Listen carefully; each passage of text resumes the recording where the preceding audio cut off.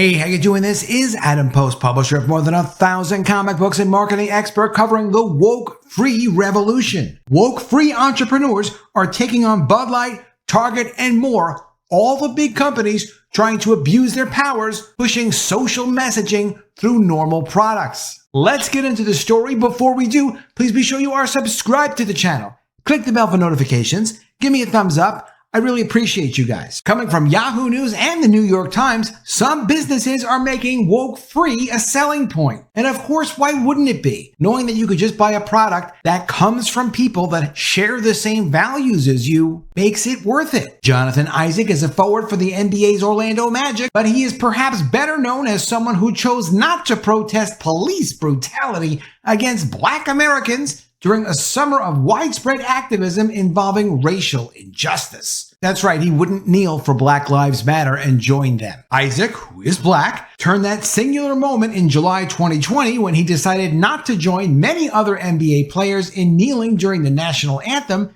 as the league restarted in a COVID-19 bubble setting in Orlando, Florida, into a platform as a conservative political activist. In 2022, he spoke at a rally of Christian nationalists and anti-vaccine Americans who just didn't want to be required to take vaccines that they were skeptical about. I mean, this is a free country, so sure, if you want vaccines, go take vaccines. If you don't want vaccines, don't take vaccines. It's up to you. You're still living in a free country if you live in America. At least that's the way we have to play it. And he wrote a book about why he did not join the protest. This year, he started Unite Us, an apparel company centered on faith, family, and freedom. Can't ask for anything better than that. Quote, I wanted my values to be represented in the marketplace, especially when it came to sports and leisure wear, Isaac said in an interview. Most companies used to do everything they could to avoid political controversies and by extension risk alienating potential customers.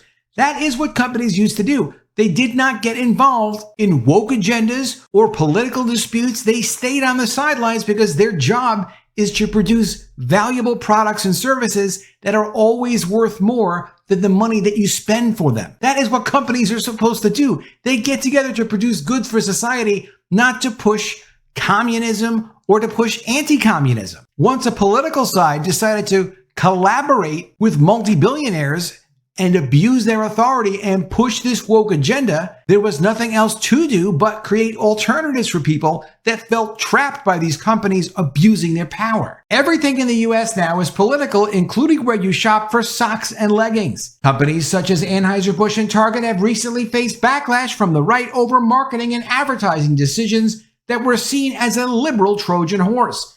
Anheuser-Busch for a transgender influencer, of course Dylan Mulvaney's promotion of Bud Light, and Target for its Pride Month displays that caused their stock to completely crash.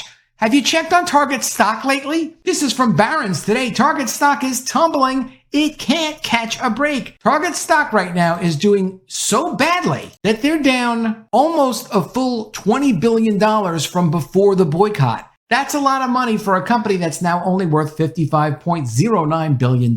Unite Us is one of a growing number of companies from clothing retailers to pet care businesses trying to appeal to those who've recoiled from what they see as corporate America pushing a progressive, woke, liberal agenda. Unite Us is featured on Public Square, an online marketplace aimed at promoting companies it calls pro-life, pro-family, and pro-freedom. Public Square began in July 2022 and now has more than 65,000 small businesses on its platform, noting a spike in numbers after the Bud Light and Target disputes. I don't know a lot about Public Square. I like the idea of Public Square. It's probably worth checking out. See if there's anything on there that you like. At least you could find some companies that may associate with your values. Supposedly, they do screen the companies that they allow on the site, and they charge an advertising fee for companies to participate. The platform offers, quote, a nice refreshing sort of break from companies that have voiced more progressive views, said Michael Seifert, the founder and CEO of Public Square, mentioning businesses like Target, Ben & Jerry's, and Bank of America as obviously woke companies. Since Donald Trump was elected president in 2016,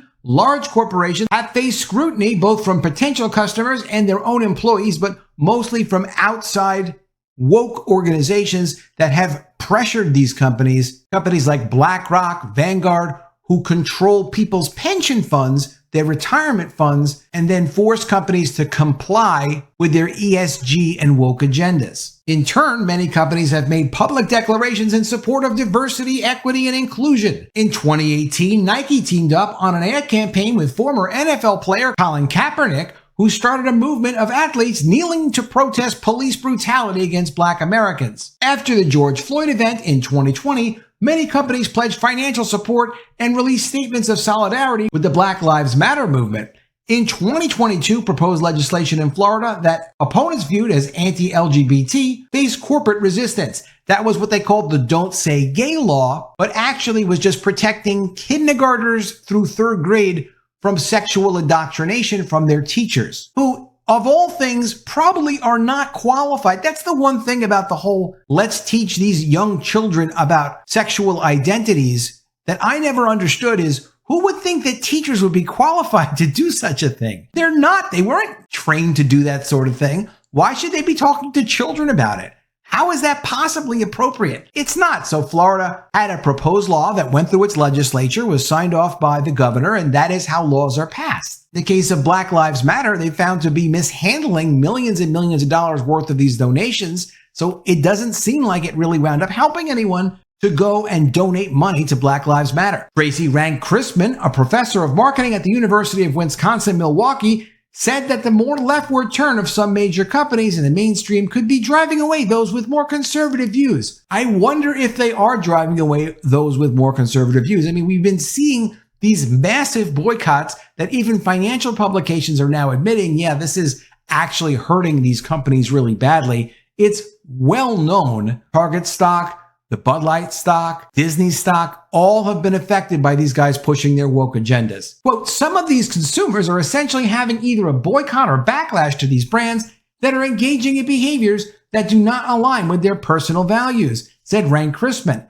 who studies consumer psychology. You would think an expert might have something more to offer, but that's all he's got. What's driving the backlash is nothing new. According to research from Rank-Crispin and other academics, consumers with what are known as, quote, stigmatized identities often take collective action against the company that they feel is attacking that identity. It has happened in the past with companies such as Chick-fil-A, which drew criticism from the left for its support of conservative causes. In this case, Rank-Crispin said that identity is on the political right. Those same views, however, are squarely within the mainstream on Public Square. Seifert said that most businesses on the platform did not explicitly state their views, but that every business was required to check a box and sign a commitment to Public Square's core principles. They include a belief in the greatness of this nation, a vow to protect the family unit and celebrate the sanctity of life, and a belief that small business and the communities who support them are the backbone of the economy. What's more important, Seifert said, is that businesses on the platform don't antagonize traditional values in the way he said some large corporations have. Still, some companies on the platform promote their conservative bona fides more empathically than others. Kevin Jones is the manager of Tiny Dog, an e-commerce pet supply business that he runs with his wife Myra out of Kingsport, Tennessee. Jones said in an interview that he's been planning to work with another pet supplier in the state to expand his business, but that he had balked after it asked him for his stance on the whole woke agenda. That experience persuaded him to join Public Square, he said, and market pet products to people who shared his values. Tiny Dog features no political or social messaging on its website, but Jones said his company didn't cater to alternative lifestyles. He also said Tiny Dog had received a significant uptick in interest since it joined Public Square. Others on the platform don't necessarily view themselves as being conservative or catering to a particular political ideology. Mike Ritland, who founded a company that offers goods and training for dogs and is on Public Square, said he didn't think of his company as anti-woke, even though the platform calls itself that. He said he just wanted a way to increase his business. But for the companies that cater to consumers who share their conservative values, it doesn't matter if they turn away more liberal buyers or ones who just don't want to see 100% woke-free American beer when they crack open a cold one, as is the case with Ultra Right beer. And Ultra Right beer, we did another video on them. They seem to be doing great. And what I admire the most about Ultra Right beer, number one, is that they exist. But number two, that they've been taking their beer to store shelves. And they are now on thousands of store shelves throughout the Southeast, and they're going to be expanding that. When you can start with crowdfunding and then expand your distribution to mainstream the way Seth is doing at Ultra Right Beer, That, for me, is really what the solution is all about. You create products, you create services. They may be expensive in the beginning because you're starting with smaller quantities and you don't have the volume and scale that an established business does. But as you start to do well and as you start to get more business opportunities, you can lower prices and then get into mainstream distribution and really compete with the big guys. In the short run, these companies know they're targeting a niche market. They're concerned less about maximizing profit and more about standing by their values. For a company that's genuinely concerned about catering to consumers who oppose abortion, for example, the bottom line may not be paramount. Quote, even if it's just reds versus blues, they're absolutely slicing the market in half, and they're saying, well, we don't even care about the blues. But whether these companies are sustainable in the long run is more complicated calculus. A company whose business model depends on politically disaffected consumers is subject to constantly shifting political winds as much as it is to supply chain issues. Now, it's not that there are politically shifting winds. It's not like the people that would buy Donald Trump's mugshot beer, a limited promotional beer from ultra-right, where they're donating a part of the proceeds to support people who were indicted in Georgia for the RICO case against Donald Trump. It's really about being able to get to scale so that you can do volume and compete where you're offering value that's reasonable for whatever the price is that you're charging. Collectible specialty products and things like that are absolutely fine.